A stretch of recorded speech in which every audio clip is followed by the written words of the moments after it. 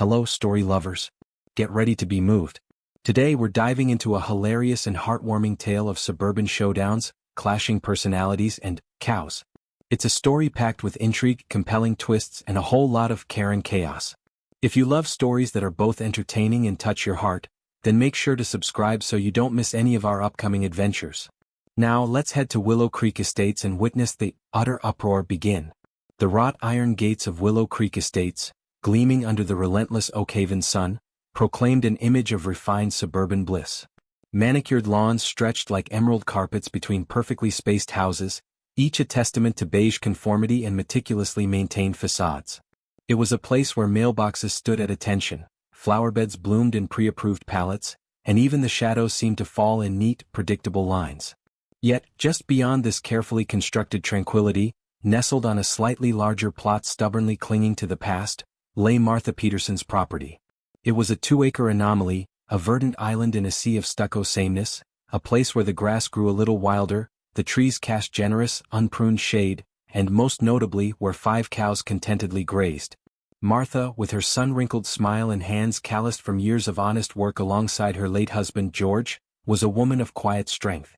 Grief had etched lines around her eyes, but hadn't dimmed the spark of resilience within. George, bless his farming soul, had always said those cows, Daisy, Buttercup, Bessie, Clover, and Geraldine, were the heart of their little patch of land.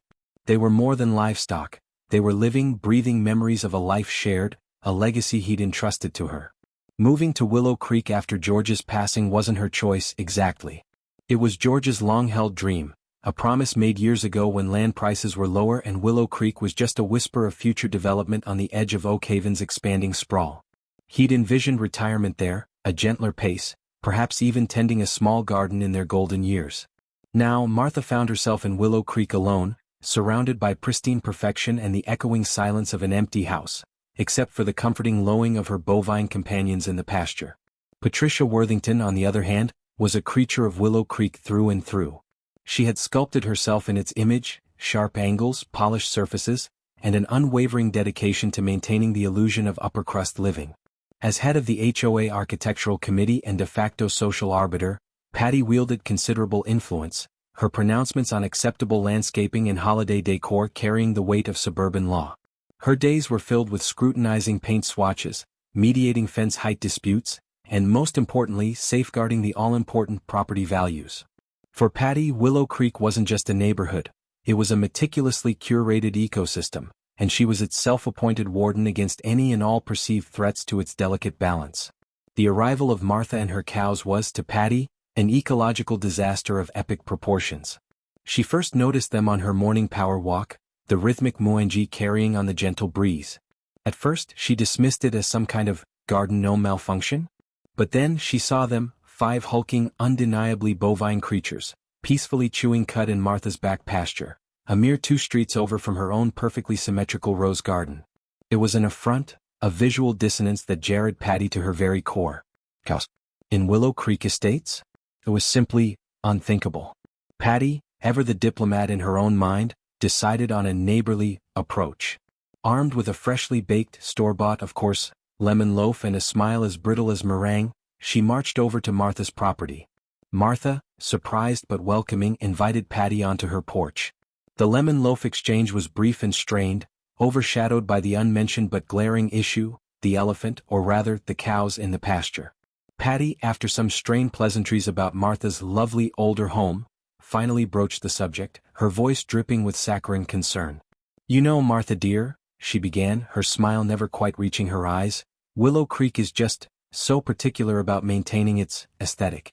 And those lovely animals of yours," she trailed off, allowing the unspoken horror to hang in the air. Martha, sensing the direction of Patty's concern, remained polite but firm. "Daisy, Buttercup, Bessie, Clover, and Geraldine are no trouble at all, Mrs. Worthington," she said, her voice calm and steady. "They're gentle as lambs and they keep the grass nicely trimmed." She even offered Patty a glimpse of her own wry humor. "Better than a lawnmower and they fertilize for free." Patty's smile faltered just for a second. Humor was clearly not in her playbook when it came to property values. "But the smell, dear," she pressed on, wrinkling her nose theatrically. "And well, you know, it's just not really in keeping with the community standards we strive for here in Willow Creek." I'm sure you understand. She subtly gestured around at the perfectly uniform houses, the unspoken message hanging heavy in the air. You don't belong here. Martha, though her polite facade remained intact, felt a slow simmer of anger begin to bubble beneath the surface. This woman, this Patty, with her condescending tone and thinly veiled contempt, was judging her life, judging George's legacy, all based on cows? She took a deep breath, reminding herself of George's gentle wisdom, and responded with quiet dignity. Mrs. Worthington, she said, meeting Patty's gaze directly, these cows are my family. They are well cared for, they are clean, and they are staying. Patty's forced smile finally dissolved completely, replaced by a chillingly determined expression. Well, Martha, she said, her voice hardening, I'm afraid you'll find that Willow Creek has bylaws. And we take our bylaws very seriously. I suggest you familiarize yourself with them, particularly the sections on nuisances and community standards. For everyone's sake. With that veiled threat hanging in the air, Patty turned on her perfectly manicured heel and marched back to her beige fortress, leaving Martha standing on her porch, the scent of lemon loaf suddenly acrid in the air, and the gentle moangy of her cows echoing like a defiant chorus in the face of suburban conformity. The battle lines had been drawn, and Martha, with her 5 bovine allies, was about to find herself in a war for the very soul of Willow Creek Estates, a war waged in the name of property values, but fueled by something far more insidious, the insatiable need for control. The pastel pink HOA notice, stark against the beige siding of Martha's house, felt less like community communication and more like a formal declaration of war. Urgent community meeting, it proclaimed in bold, sans serif font, the cheeriness of the cardstock doing little to mask the underlying aggression. Beneath the headline, in slightly smaller but equally pointed type, read, Property Value Preservation and Addressing Neighborhood Concerns. Martha sighed, the weight of the impending confrontation settling heavily on her shoulders. She knew exactly what these concerns were. They mooed in her pasture and munched contentedly on hay. Patricia Worthington, the architect of this pastel-toned assault, was in her element. For Patty, control wasn't just a preference. It was a vital nutrient, essential for her suburban survival. Organizing this community meeting was akin to choreographing a ballet of outrage, each participant carefully positioned to amplify her narrative. Gladys, the neighborhood gossip, was armed with fictional anecdotes of bovine-induced blight. Mr. Henderson, perpetually aggrieved by everything from leaf blowers to daylight saving time, was primed to lament the plummeting curb appeal. And Patty, the conductor of this symphony of suburban discontent, would ensure the tempo remained firmly in her favor. The Willow Creek Estates community clubhouse, usually echoing with the polite clatter of mahjong tiles and the hushed pronouncements of book club discussions, was transformed into a battleground. Chairs were arranged in a semicircle facing a makeshift dais where Patty held court, flanked by her meticulously chosen committee members. The air crackled with a manufactured tension, a palpable sense of us versus them that Patty had so expertly cultivated. As residents filed in, casting furtive glances at Martha who sat stoically in the back row, Patty took to the stage. Her opening remarks were a masterpiece of passive-aggressive rhetoric, a carefully constructed narrative of impending doom for Willow Creek. Neighbors, she began, her voice trembling with faux sincerity, we are gathered here tonight because we face a challenge. A threat even to the very fabric of our community. She paused for dramatic effect, allowing the gravity of her pronouncement to sink in. A threat that, if left unaddressed, could jeopardize everything we have worked so hard to build here in Willow Creek, our property values. A collective gasp rippled through the room. Property values. It was the sacred mantra of Willow Creek, the invisible thread that bound them together, the shared obsession that justified every beige house and perfectly pruned rose bush. Patty had played her trump card. She then launched into a carefully prepared presentation, brandishing printed copies of the HOA bylaws. Sections about nuisance, sanitation, and community standards were highlighted in bright yellow marker, practically screaming from the page. Patty read selectively, emphasizing phrases ripped from context, twisting bureaucratic jargon into weapons of suburban warfare. No noxious or offensive activity shall be carried on upon any lot, she intoned, her voice dripping with righteous indignation. Are cows, my dear neighbors, noxious? Are they offensive to our refined sensibilities? Gladys, ever eager to please the queen bee, chimed in on cue. Oh, Patty, the smell, she exclaimed, fanning herself dramatically. It wafts right over here. Like manure. Honestly, it's simply dreadful. And the flies. Don't even get me started on the flies. Her performance was Oscar-worthy, albeit for a very niche, very suburban audience. Mr. Henderson, not to be outdone in the grievance department, grumbled from the front row. Curb appeal. That's what I'm worried about. Who's going to want to buy a house next to that? He gestured vaguely in Martha's direction, as if the mere thought of cows had physically lowered the property values of every house in Willow Creek. Martha, watching this performance unfold, felt a cold knot of anger tighten in her stomach. It was a kangaroo court, a predetermined charade designed to humiliate and ostracize her. When Patty finally paused, inviting community input, Martha seized the opportunity to speak, her voice clear and steady despite the tremor of indignation running through her. My cows, she stated calmly, are not a nuisance.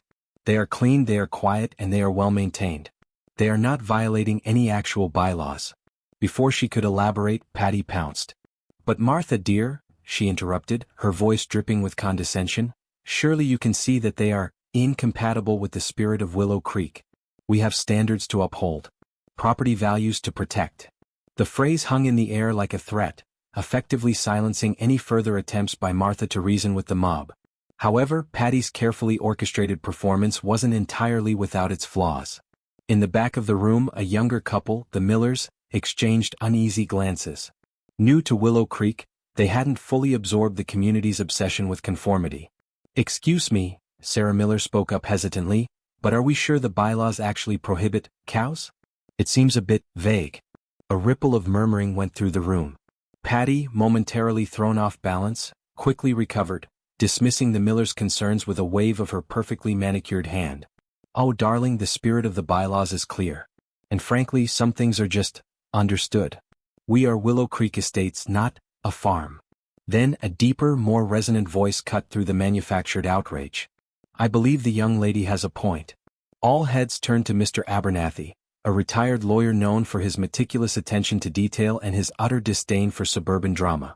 The bylaws as written are indeed vague on the matter of livestock, he continued, his voice calm and authoritative. And community standards is a rather subjective term legally speaking. Unless there is a specific clause prohibiting farm animals, I'm not sure we have a legal leg to stand on here. A collective silence descended upon the clubhouse. Patty's carefully constructed narrative was crumbling, exposed by the inconvenient truth of the bylaws themselves. She sputtered, attempting to regain control, resorting to increasingly frantic appeals to common sense and dire predictions of financial ruin. But the seed of doubt had been planted. The meeting dissolved into a confused murmur, ending without a vote, without a resolution, but with a palpable shift in the power dynamic. Martha left the clubhouse feeling a fragile flicker of hope amidst the lingering hostility. Patty had rallied her troops, but she had also revealed her weakness. The bylaws, the very foundation of her authority, were not as solid as she pretended. The backlash had begun, but so had the resistance. This was no longer just about cows, it was a battle for the soul of Willow Creek, a fight against conformity and control, and Martha Peterson, with her 5 bovine allies and the unexpected support of a few dissenting voices, was ready to stand her ground. The meticulously manicured facade of Willow Creek was cracking, and something unpredictable, something real, was beginning to emerge from beneath the beige veneer.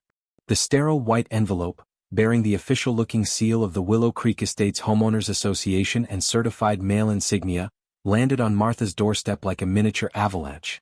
Inside, crisp legal stationery, embossed with the name Stern, and Stern Attorneys at Law, spelled out Patty Worthington's next move with chilling clarity.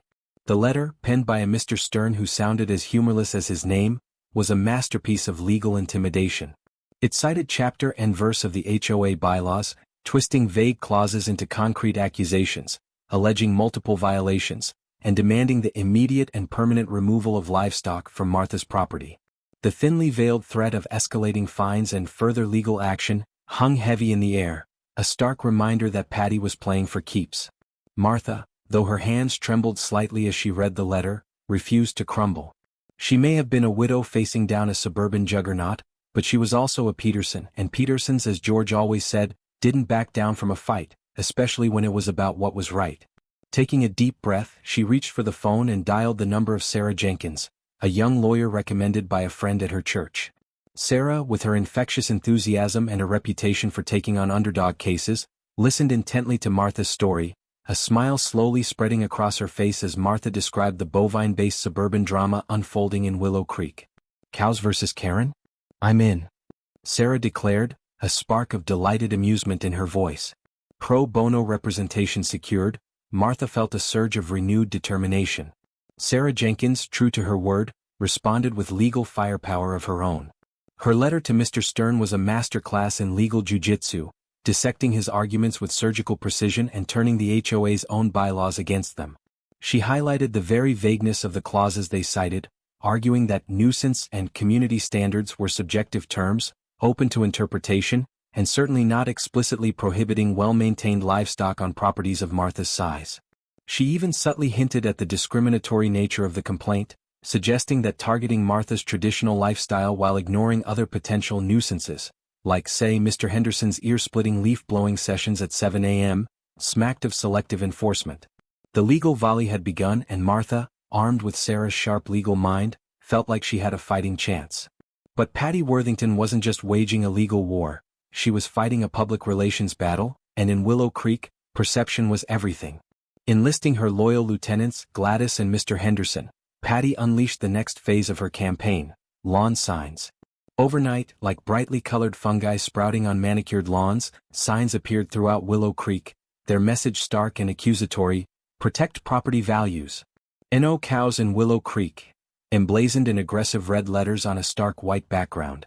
They were strategically placed, of course, clustered most densely around Martha's property and prominently displayed on the lawns of Patty's most fervent supporters. The signs were designed to shame, to isolate, to visually brand Martha as a pariah, a threat to the suburban sanctity of Willow Creek. But Martha Peterson was not one to be easily shamed. Instead of retreating, she doubled down on kindness.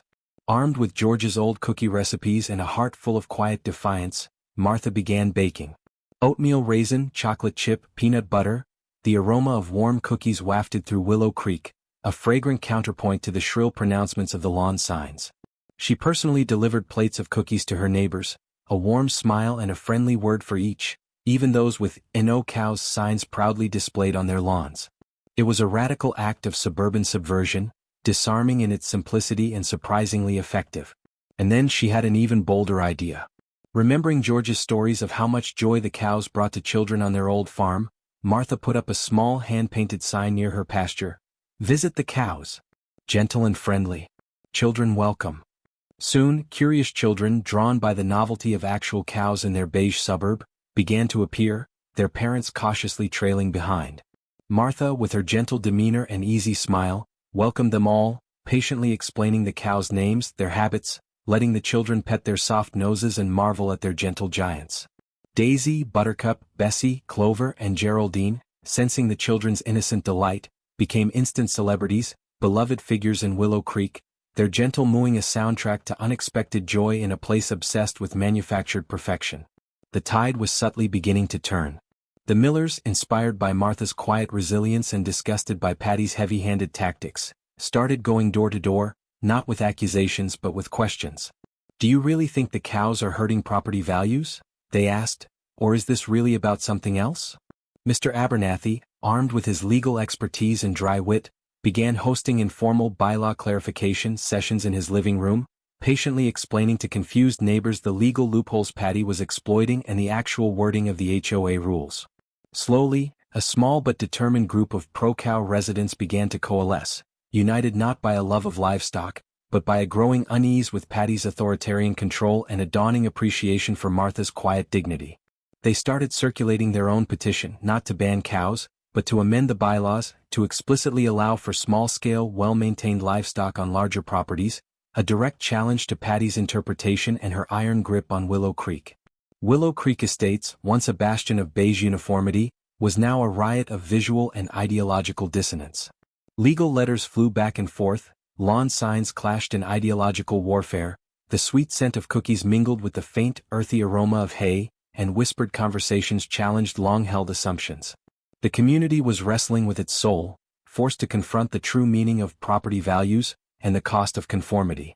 The stage was set for a final showdown, a suburban showdown where the weapons were words, deeds, and lawn signs, and the battleground was the very heart of Willow Creek Estates. The Willow Creek Estates Community Clubhouse, once a symbol of beige conformity and quiet control, was now the epicenter of a suburban seismic shift. The air thrummed with anticipation, thick with the unspoken question hanging over everyone present. Would Willow Creek remain a bastion of rigid uniformity, or would it embrace a more organic, even slightly bovine definition of community? The final HOA board meeting, scheduled to vote on the bylaw amendment regarding livestock, had arrived, and the battle for Willow Creek was about to reach its climax. Patty Worthington, ever the strategist, had transformed the clubhouse into her personal theater of suburban dominance. She had hired a slick public relations consultant, a woman with perfectly sculpted hair and a voice that could sell ice to Eskimos, to stage manage the entire event. Patty's supporters, strategically placed in the front rows, were primed to be vocal, their "protect property values" lawn signs transformed into miniature placards, ready to be brandished at a moment's notice. The piece de resistance was Patty's PowerPoint presentation, projected onto a screen like a harbinger of doom. Charts and graphs, meticulously crafted and subtly manipulated, demonstrated the catastrophic decline in property values in neighborhoods unfortunate enough to be located near farm animals. The presentation was a masterpiece of fear-mongering, designed to sway any wavering residents and solidify Patty's control. Martha, in stark contrast, opted for a grassroots approach. With Sarah Jenkins, her legal champion, by her side, she focused on mobilizing her growing network of pro-cow neighbors. No slick presentations, no manufactured outrage, just genuine voices, heartfelt stories, and the quiet power of community spirit.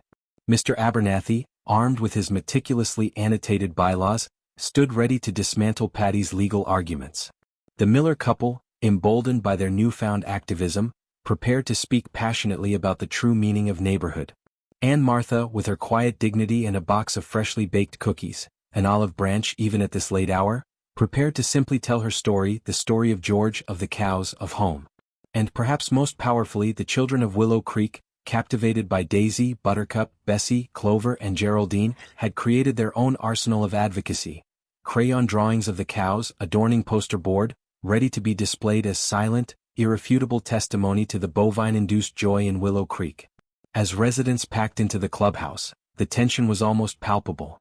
Patty's presentation, delivered with practiced theatricality, initially had its intended effect. Undecided residents, swayed by the charts and graphs of impending financial ruin, shifted nervously in their seats. The phrase "property values" echoed through the room like a hypnotic mantra. But then Martha's supporters began to speak, and the tide began to turn. Sarah Miller, her voice clear and strong, spoke first. "We moved to Willow Creek because we thought it was a community," she said, meeting Patty's gaze directly. "But community isn't just about beige houses and perfect lawns. It's about kindness, compassion, and accepting our neighbors, even when they're a little different." Her words resonated, challenging the very foundation of Willow Creek's carefully constructed conformity. Then Mr. Abernathy, with his lawyerly gravitas, calmly dismantled Patty's legal arguments, exposing the flaws in her interpretation of the bylaws and gently reminding everyone that nuisance was in the eye of the beholder, and joy, well, joy was rather more objectively beneficial to a community. Several previously silent neighbors, emboldened by the Millers and Mr. Abernathy, shared quiet anecdotes of Martha's unwavering kindness, her warm smile, the delicious cookies, the unexpected delight of seeing children laugh in the pasture with the cows. And then the unexpected happened. Young Timmy Henderson, Mr. Henderson's grandson, the perpetually grumpy Mr. Henderson, shuffled to the front, clutching a crayon drawing of a remarkably well-rendered Bessie. In a voice barely louder than a whisper, but amplified by the sudden hush that fell over the room, Timmy declared, "The cows are nice. Bessie lets me pet her nose. They don't hurt property values." His innocent pronouncement, delivered with the unshakable conviction of childhood truth, landed like a thunderclap. The carefully constructed edifice of Patty's fear-mongering began to crumble. Patty, visibly rattled, sputtered, attempting to regain control, but the momentum had shifted. The tide of public opinion, once flowing strongly in her favor, was now ebbing away, replaced by a wave of something far more powerful: genuine human connection. Finally the vote was called. The air crackled with anticipation. The counting of ballots felt like an eternity. And then the HOA president, a usually meek man thrust into the unexpected spotlight, announced the verdict. The motion to amend the bylaws has passed. A collective gasp, followed by a spontaneous eruption of applause, filled the clubhouse. Willow Creek Estates, in an utterly unexpected upset, had voted in favor of cows. Martha, tears welling in her eyes, was enveloped in hugs by Sarah, the Millers, Mr. Abernathy, and a growing throng of jubilant pro-cow neighbors. Patty Worthington, speechless, her face a mask of disbelief and incandescent rage, stormed out of the clubhouse, her perfectly coiffed hair slightly askew, her reign of suburban terror effectively over. In the aftermath, Willow Creek Estates began to heal. The lawn signs disappeared, replaced by, well, still manicured lawns, but somehow the beige felt a little less oppressive, the conformity a little less suffocating. A new sense of community began to blossom, rooted not in fear of declining property values, but in shared laughter, unexpected connections, and the gentle presence of 5 cows in a suburban pasture. Patty remained ostracized, a cautionary tale whispered in hushed tones at HOA meetings, her name synonymous with suburban overreach. Martha, however, in her quiet grace, extended an olive branch, not to Patty directly but to the community as a whole. She continued to bake cookies, sharing them freely, a sweet symbol of forgiveness and reconciliation. The cows, of course, remained, becoming beloved fixtures of Willow Creek, their gentle mooing a constant, comforting reminder that sometimes, the most valuable things in life can't be measured in dollars and cents. Willow Creek Estates, once defined by its rigid adherence to conformity, was, in the end, utterly and unexpectedly transformed, proving that kindness, community, and maybe, just maybe, a few cows, could create a far richer, far more valuable, and far more satisfying place to call home. And if you enjoyed this story of suburban surprises and heartwarming community, be sure to subscribe for more tales filled with intrigue, compelling characters, and of course, a touch of the unexpected. Who knows what kind of delightful drama we'll uncover next?